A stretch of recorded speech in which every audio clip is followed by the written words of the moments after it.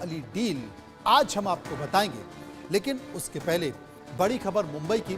सैफ अली के घर में चोरी करने वाले व्यक्ति को लेकर जो बयान दर्ज किए गए हैं एफआईआर के मुताबिक सैफ अली खां के घर की हाउसमेड ने यह बताया है कि उसे बाथरूम के पास अचानक से कोई परछाई नजर आई। उसे लगा कि करीना शायद अपने छोटे बेटे को देखने आई होंगी, लेकिन उन्हें बाद में शक हुआ तो वो आगे गई। अचानक से 35 से 40 साल के अज्ञात व्यक्ति ने उस पर हमला बोल दिया, धारदार हथियार दिखाते हुए चुप रहने के लिए कहा। इसी बीच दूसरी मेड भी आ गई। आरोपी से पूछा गया कि उसे क्या चाहिए। उसने कहा कि मुझे 1 करोड़ रुपए चाहिए। शोर मचने के बाद सैफ पहुंचे। हमलावर ताबड़तोड़ हमला करने लगा और बीच घर में स्टाफ रमेश, हरी और अन्य लोग भी पहुंच गए। तब जाकर मौका पाकर हमलावर वहां से भाग निकला। आपकी टीवी स्क्रीन पर जो तस्वीरें दिखाई दे रही हैं, वो तस्वीरें हमला करने के बाद की तस्वीरें हैं। हमला करने के बाद ये व्यक्ति सैफ के घर से सीढ़ियों के जरिए बाहर निकलता हुआ दिखाई दे रहा है। इसके कंधे पर एक बैग भी टंगा हुआ है और इसके कंधे पर एक कपड़ा भी डला हुआ है। अब कंधे पर जो कपड़ा डला हुआ है, उससे उसने अपना चेहरा क्यों नहीं ढका, या फिर कंधे पर खून के निशान हैं, उन्हें ढकने की कोशिश की गई है। और जब यह व्यक्ति सीढ़ियों से उतर रहा था, उस वक्त इसने सीसीटीवी कैमरे में भी अपने आप को देखा और वो समझा कि मैं रिकॉर्ड हो गया हूं। लेकिन बहुत ही आराम से, बिना घबराहट के, ठंडे दिमाग से ये उतरता हुआ दिखाई दे रहा है। यानी कि ये नौसिखिया व्यक्ति नहीं है। कहीं ना कहीं ये पहले से ही आपराधिक गतिविधियों में लिप्त पाया जा रहा है। ऐसा इसकी बॉडी लैंग्वेज से लगता है। और जो जानकारी एफआईआर में निकल कर आई है, उस एफआईआर से जो हमें पता चला है, उस एफआईआर के जरिए हम ये मान सकते हैं कि मेड ने जो एफआईआर में बातें कही हैं, बयान दिया है, उस बयान के जरिए ये खुलासा हुआ है कि ये जो व्यक्ति है, इसने 1 करोड़ रुपए की मांग सैफ अली से की। मैं आपको बता दूं कि मेड ने जो बयान दर्ज किया है, उसने कहा है कि बाथरूम के पास मुझे एक परछाई दिखाई दी। मुझे लगा कि करीना बच्चों को देखने आई हुई है, लेकिन जब मैं बाथरूम के पास गई तो इस व्यक्ति ने हमला कर दिया। शोर सुनकर सैफ आ गए और उसके बाद हाथापाई शुरू हो गई, हमला शुरू हो गया और घर में रहने वाले 2 व्यक्ति भी आए। बीच बचाव हुआ तो ये व्यक्ति भाग निकला। इसके कंधे पर एक बैग भी टंगा हुआ था, जैसा कि आप देखते हैं।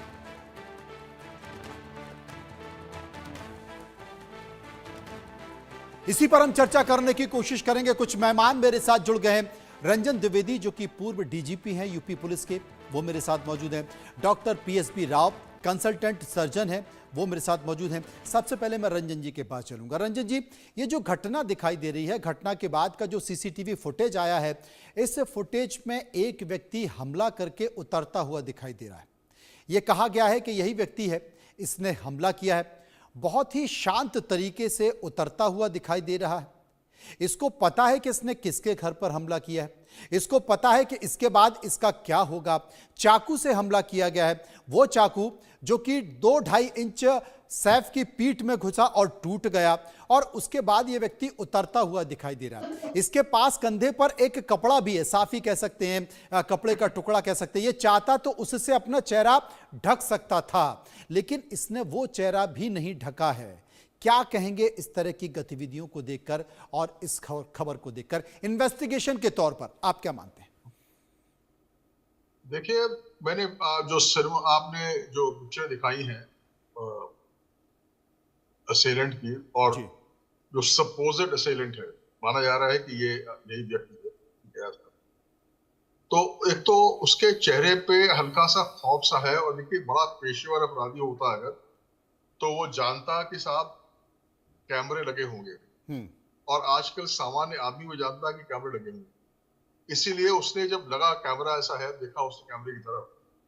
और देखिए, ये पहले भी मैं कह चुका हूं इस बात को कि जहां ये सैफ अली खान साहब रहते थे वहां पर जरूर कई लेयर ऑफ सिक्योरिटी रही होगी। बाहर गेट पे, अंदर फ्लोर पे, ऊपर फ्लोर पे, मतलब 3-4 लेयर जरूर रही होंगी सिक्योरिटी।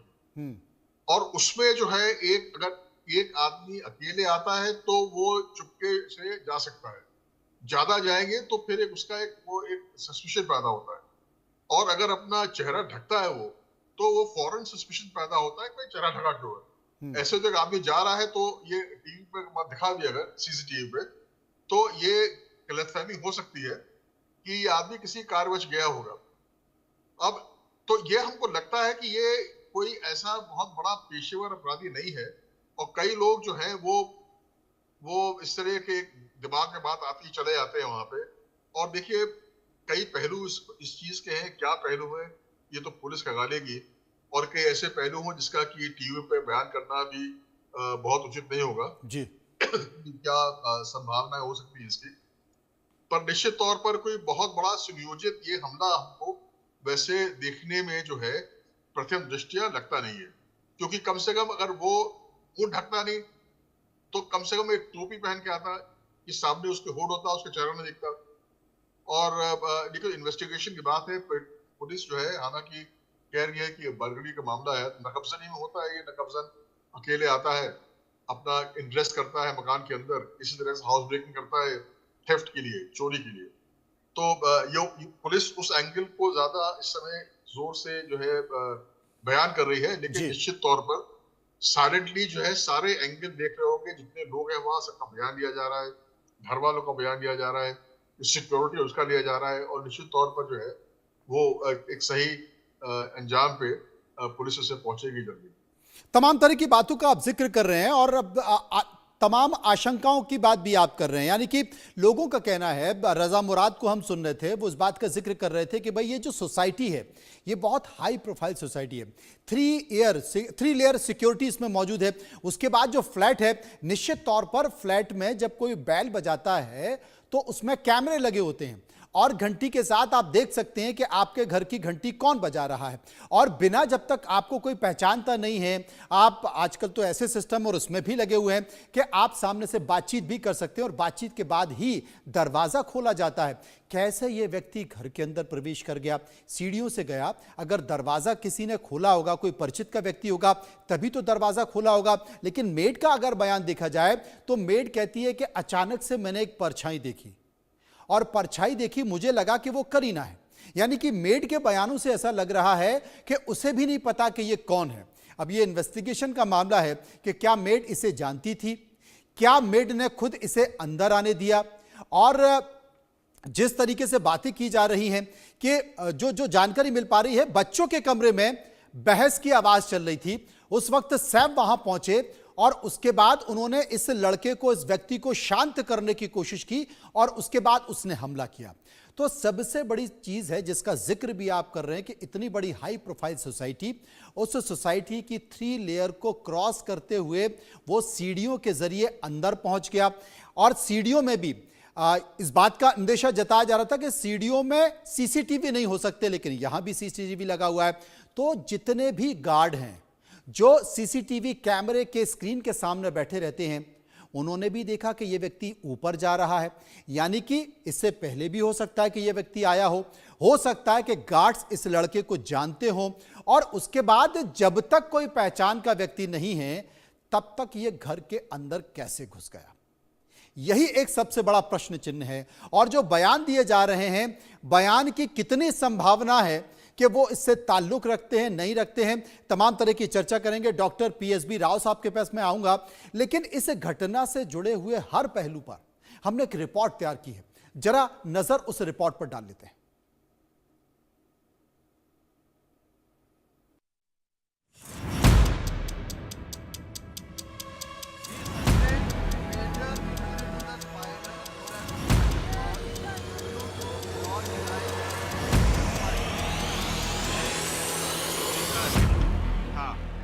हमारे इन्वेस्टिगेशन में निष्पन्न हुआ है, लेकिन उसको जल्दी अरेस्ट करने की कोशिश हमारी चल रही है। सैफ अली खान के घर में कौन घुसा? सैफ अली खान को चाकू किसने मारा? हमलावर सैफ अली खान के घर में क्या कर रहा था? सैफ अली खान पर हमले की खबर सामने आने के बाद से ये सवाल हर किसी के ज़हन में घूम रहा था। हर कोई इसका जवाब जानना चाहता था। अब इन सवालों के जवाब मिल गए हैं। आरोपी की पहचान हो गई है। वो सैफ के घर में क्यों घुसा, कैसे घुसा, उसने सैफ को चाकू क्यों मारा, सब पानी की तरह साफ हो चुका है। इंडिया न्यूज आपको एक एक कर इन सवालों के जवाब देगा, लेकिन सबसे पहले ये जान लीजिए सैफ अली खान की तबीयत इस वक्त कैसी है। सैफ अली खान इस वक्त मुंबई के लीलावती अस्पताल में भर्ती हैं। ऑपरेशन के बाद उन्हें आईसीयू में रखा गया है। शुक्रवार सुबह उन्हें आईसीयू से शिफ्ट किया जाएगा। Saif Ali Khan was admitted in the morning at 2 a.m. at Leelavati Hospital with alleged history of assault by some unknown person. At 2 a.m. he sustained major injury to the thoracic spinal cord due to lodged knife in the spine. Surgery was performed to remove the knife and also repair the leaking spinal fluid. 2 other deep wounds on his left hand and one on the neck was repaired by plastic surgery team. The entire surgery was monitored by Dr. Srinivas Kudwa as a cardiologist because of his other condition. He is completely stable now. He is recovering well and out of danger. Saif Ali Khan पर उनके घर में घुसकर चाकू से हमला किया गया। घटना मुंबई के खार स्थित सतगुरु शरण अपार्टमेंट के 12वें फ्लोर पर देर रात करीब 2 बजे हुई। शुरुआत में पता चला सैफ अली खान के घर में कोई दाखिल हुआ था। रात 2 बजे सैफ के बेटे जहांगीर के कमरे से आरोपी अंदर आया, जिसकी घर की मेड से बहस हुई। मेड के शोर मचाने पर सैफ अली खान अपने कमरे से बाहर आए, जहां उनकी आरोपी से हाथापाई हुई। इस दौरान आरोपी ने सैफ पर एक के बाद एक कई जानलेवा हमले कर दिए। हमले में एक्टर को गले, पीठ, हाथ और सिर समेत 6 जगह चाकू लगा। सैफ की रीढ़ की हड्डी में चाकू का टुकड़ा फंसा था और फ्लूइड भी लीक हो रहा था।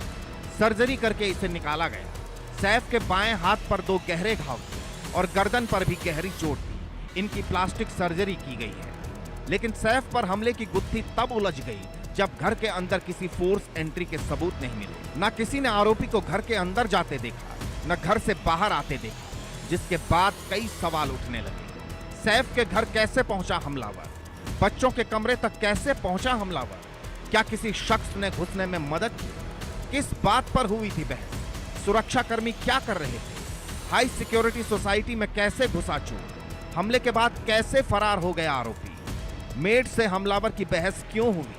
क्या हमलावर मेड का परिचित था? शोर शराबे के बीच सिक्योरिटी कहां थी? क्या हमले की सच्चाई छिपाई जा रही थी? इन सवालों के बीच मुंबई पुलिस एक्शन में आई और अपनी तफ्तीश शुरू की। मुंबई पुलिस की क्राइम ब्रांच इस पूरे मामले की जांच में जुटी है और इस टीम को लीड कर रहे हैं दया नायक। दया नायक मुंबई पुलिस के वरिष्ठ अधिकारी होने के साथ साथ एनकाउंटर स्पेशलिस्ट भी हैं, जो जांच के लिए सैफ अली खान के घर पहुंचे। इसके अलावा सैफ के स्टाफ से भी पूछताछ की गई। पुलिस ने इसके बाद क्या खुलासा किया, सुनिए। कल रात में एक्टर सैफ अली खान, इनके साथ जो इंसिडेंस हुआ है उसमें एक एक्यूज्ड एक्टर के घर पे गया था, ऐसा इन्वेस्टिगेशन में पता चला है। एक्यूज्ड फायर एस्केप का यूज करके इनके घर पे गया था, ये भी पता चला है। अभी तक के इन्वेस्टिगेशन में ये एक चोरी का अटेम्प्ट था, ऐसा हमारे इन्वेस्टिगेशन में निष्पन्न हुआ है। एक्यूज को जल्दी अरेस्ट करने की कोशिश हमारी चल रही है और एक बार एक्यूज अरेस्ट हो जाता है तो उसके बाद आगे के डिटेल्स ये हम आपसे डिस्क्लोज कर पाएंगे। मतलब आरोपी चोरी के इरादे से सैफ अली खान के घर में दाखिल हुआ। इसके लिए उसने सीढ़ी का रास्ता चुना और फिर इसी रास्ते से फरार हो गया। करीना की टीम ने भी कहा घर में चोरी की कोशिश की गई। पुलिस अब जल्द से जल्द आरोपी को गिरफ्तार करने का दावा कर रही है, लेकिन इस बीच एक बार फिर मुंबई की सुरक्षा व्यवस्था पर सवाल उठने लगे हैं। 3 महीने पहले ही दिन दहाड़े मुंबई में एनसीपी नेता बाबा सिद्दीकी की हत्या की गई थी। इससे 6 महीने पहले बॉलीवुड के सुल्तान सलमान खान के घर दिन दहाड़े फायरिंग हुई थी। जिस वक्त ये फायरिंग हुई सलमान खान घर पर ही मौजूद थे और अब सैफ अली खान के घर में घुसकर उन पर चाकू से वार किया गया है। Bureau report, India news.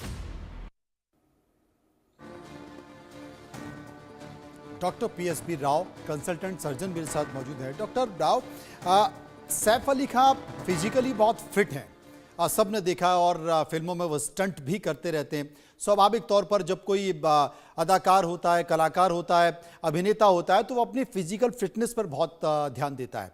लेकिन ये जो लड़का देख रहा है पतला दुबला है, अगर सैफ अली एक झापड़ भी जोर से मार देते तो पता नहीं इसका क्या होता। बावजूद इसके उसने 6 हमले किए, 6 अटेम्प्ट किए और चाकुओं से 6 जगह वार किया।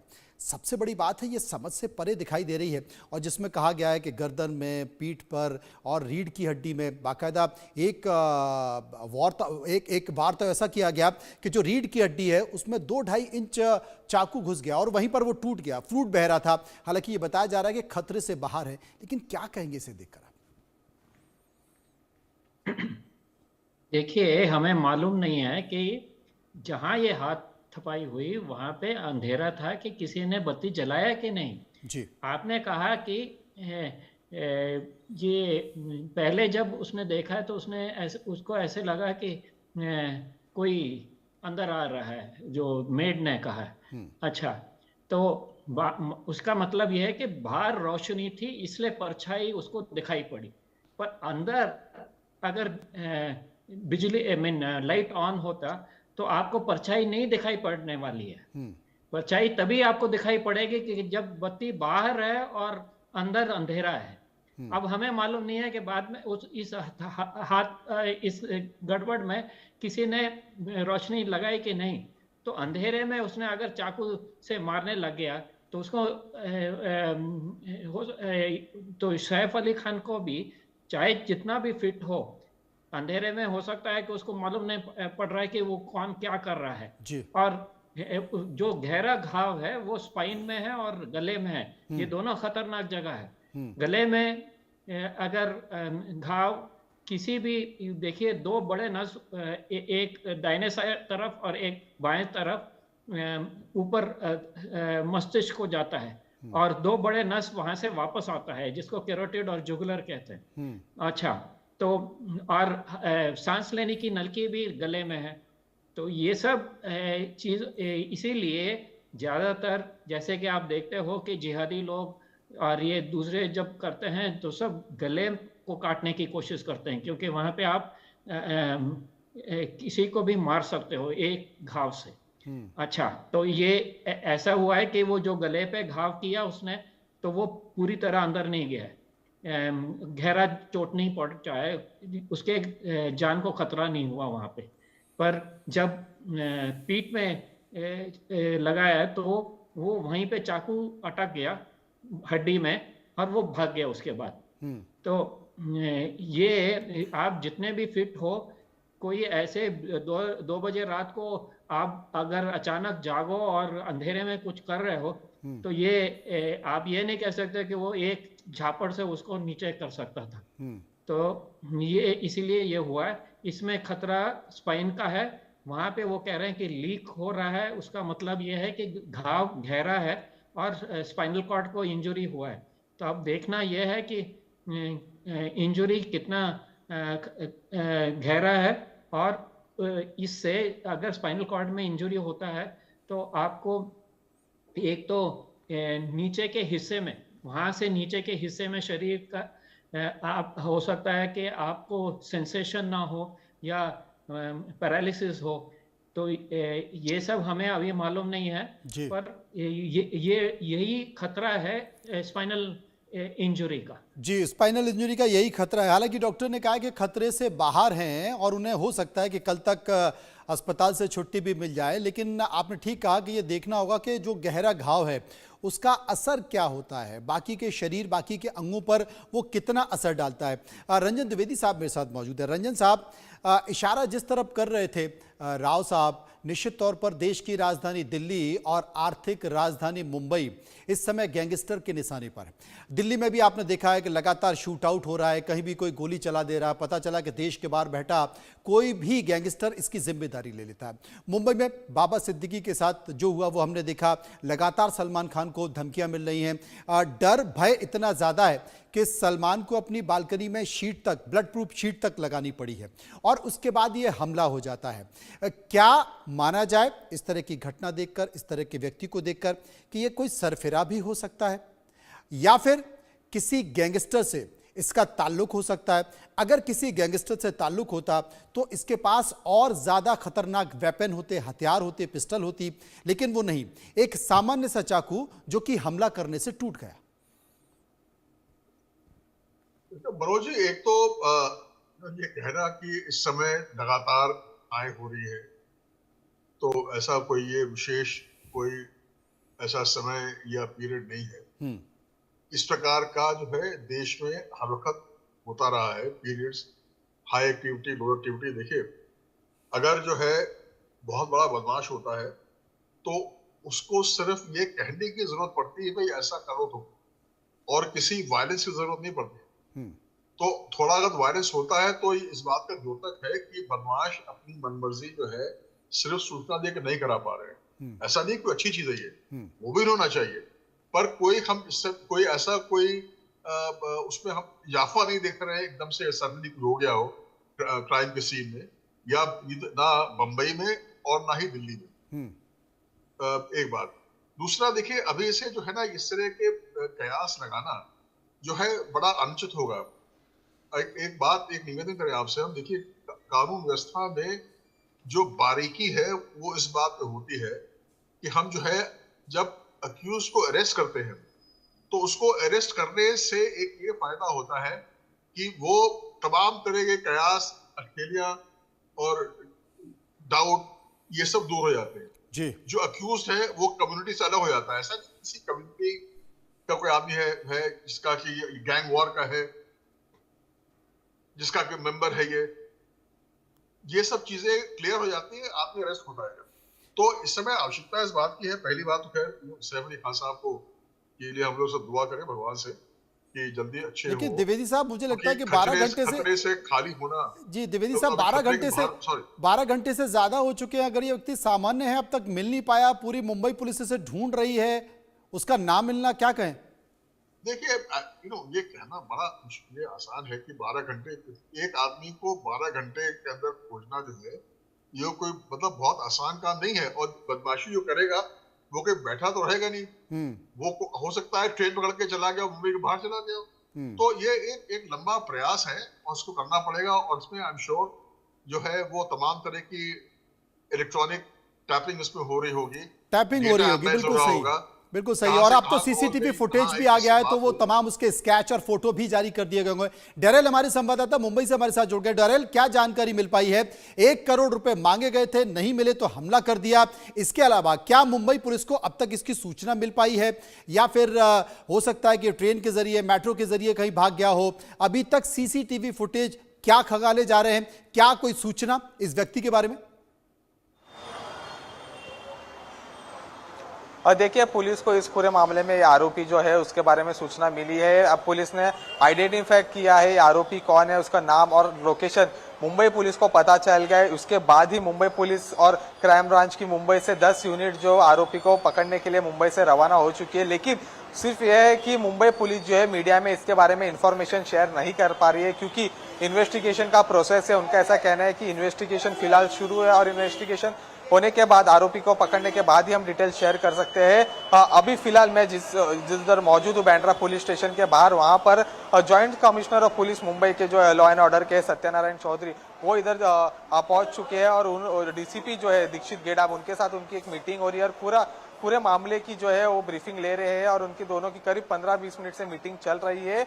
मुंबई पुलिस का जो डीसीपी है उन्होंने ऐसा कहा था कि दोपहर को क्राइम ब्रांच और मुंबई पुलिस की 10 टीम जो है मुंबई से रवाना हो चुकी है, क्योंकि जो आरोपी है इस पूरे मामले में उसके बारे में उनको पता चल गया है, उसकी आइडेंटिटी उनके बारे में। सिर्फ ये उनका कहना है कि हम अभी फिलहाल मीडिया में उसके बारे में कुछ रिवील नहीं कर सकते, क्योंकि इन्वेस्टिगेशन का प्रोसेस है।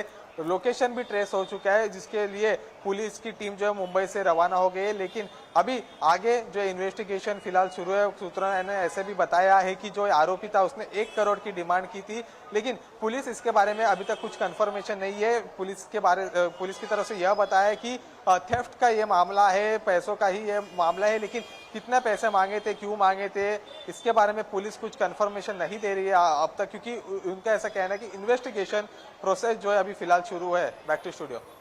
डेरेल हमारे साथ मौजूद हैं, वो बड़ी महत्वपूर्ण जानकारी दे रहे हैं कि 10 टीम मुंबई पुलिस की रवाना हो चुकी है। ये जो तस्वीरों में आरोपी दिखाई दे रहा है, ये आरोपी ट्रेस भी हो चुका है। इसे पकड़ने के लिए 10 टीम रवाना हो चुकी है। इस वक्त मुंबई पुलिस कमिश्नर ऑफिस में लगातार बैठक चल रही है। बैठक इसी मुद्दे को लेकर हो रही है। तो क्या ये डेरेल माने कि बहुत जल्द मुंबई पुलिस इस पर प्रेस कॉन्फ्रेंस कर सकती है इन तमाम घटना की जानकारी देने के लिए? देखिए, ये पूरी प्रोसीजर होगी, क्योंकि मुंबई पुलिस ने दोपहर में ही जब उनकी टीम्स रवाना हुई थी तब उन्होंने कहा था कि उनको आइडेंटिटी पता चल गई है पूरे मामले में, आरोपी कौन है। इसके बाद ही जो है 10 टीम रवाना हो चुकी है और जल्द जो आरोपी है इस मामले में पकड़ा जाएगा। उसके बाद मुंबई पुलिस की टीम जो है इसके पूरे मामले के बारे में एक प्रेस कॉन्फ्रेंस लेगी और उसके बाद मीडिया में ये घटना कैसी हुई, इसका मोटिव क्या, उसका इंटरोगेशन होगा और पूरे इन्वेस्टिगेशन होने के बाद मुंबई पुलिस इस मामले के बारे में जो है वो मीडिया को इन्फॉर्मेशन देगी। Back to studio. ये बहुत महत्वपूर्ण जानकारी हमारे संवाददाता डेरेल दे रहे हैं। बहुत बहुत शुक्रिया करेंगे आपका। राव साहब मेरे साथ मौजूद है। राव साहब, आपने जिस तरीके से बताया कि जो हमला किया गया है सैफ के ऊपर, रीढ़ की हड्डी में चाकू लगाया, चाकू करीब 2-2.5 इंच था, अंदर ही टूट गया। हालांकि ऑपरेशन करके उसको निकाल दिया गया है, फ्लूइड बह रहा था। तो हालांकि अस्पताल की तरफ से ये कहा गया है कि अब वो खतरे से बाहर हैं। तो क्या जिस तरीके से हमला किया है, जिस तरीके से इंजरी है, कल तक उनकी छुट्टी हो सकती है या अभी और कुछ दिन वो अस्पताल में रह सकते हैं? अस्पताल में रहेंगे वो। देखिए, जो फ्लूइड लीक हो रहा है उसको हम CSF कहते हैं, सेंट्रल स्पाइनल फ्लूइड जी। ये फ्लूइड ब्रेन को और स्पाइनल कॉर्ड को कवर करके उसमें प्रोटेक्ट, उसके अराउंड एक ड्यूरा है जो प्रोटेक्ट करता है इसको, पूरा कवरिंग है उसका। तो आप, इसका मतलब ये है कि वो बाहर का जो प्रोटेक्टिव कवरिंग है वो कट हो गया है, हड्डियों के बीच में चाकू गया है और फिर वो बाहर का कवरिंग कट होकर वो जो फ्लूइड है वो लीक हो रहा है। अब हमें मालूम नहीं है कि स्पाइनल कॉर्ड जो फ्लूइड, तो स्पाइनल कॉर्ड को प्रोटेक्ट के अराउंड उसके चारों तरफ है, तो अब स्पाइनल कॉर्ड का कितना हिस्सा कटा है, क्या कटा है, नहीं कटा है, ये हमें मालूम नहीं है। तो अगर इसमें इंजरी ज़्यादा है तो फिर जरूर इनको और कुछ दिन रखना पड़ेगा। दूसरी बात ये है कि इसमें इन्फेक्शन हो सकता है और इन्फेक्शन अगर स्पाइनल कॉर्ड में हो गया तो बहुत खतरा होगा उससे। तो ये जल्दबाजी में ये इनको डिस्चार्ज नहीं कर सकते हैं। और तीसरी बात ये है कि एक बार वो प्रॉपर होश में आ जाएं, क्योंकि ये एनेस्थीसिया में ही किया होगा ये सब ऑपरेशन, एक बार होश में आ जाएं और सब ठीक ठाक हैं तो पुलिस भी आकर डॉक्टर्स के प्रेजेंस में पूछताछ करने की कोशिश करेगी। बिल्कुल सही कहा आपने, क्योंकि बयान लिए जाएंगे, बयानों के बाद और ज्यादा डिटेल चीजें निकल कर आ सकती हैं कि सैफ अली बताएंगे। हालांकि जो आप वीडियो देख रहे हैं, सीसीटीवी फुटेज देख रहे हैं, रात को 2:33 जिसमें ये व्यक्ति जिसने हमला किया है वो सीढ़ियों के जरिए नीचे उतर रहा है। अब पता करने की कोशिश की गई है। हालांकि अनऑफिशियल तौर पर यह कहा जा रहा है कि लोकेशन ट्रेस हो गई है और किसी भी वक्त पुलिस, मुंबई पुलिस इस व्यक्ति को, इस अपराधी को गिरफ्तार कर सकती है। बहुत बहुत शुक्रिया राव साहब का। शुक्रिया हम करेंगे रंजन द्विवेदी साहब का, जो इस पूरे मामले पर हमें विस्तार से जानकारी दे रहे थे।